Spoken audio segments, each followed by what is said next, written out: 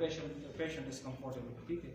अब हम इसको कहेंगे, सर को रख के आप इसको रोटेट करें आप राइट की तरफ और लेफ्ट की तरफ। So this is active cervical rotation towards the right and active cervical rotation towards the left. इसमें आप देखेंगे कि ये सीक्वेंस ठीक है।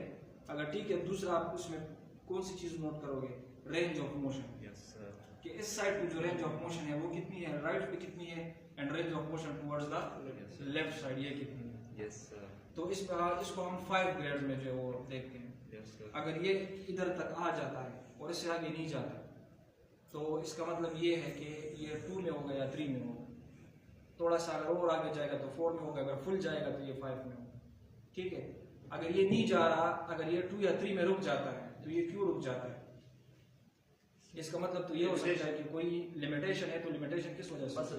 सॉफ्ट टिश्यूज की वजह से। सॉफ्ट टिश्यूज में आपके पास मसल्स आ सकते हैं और टेंडन्स वगैरह हो गए।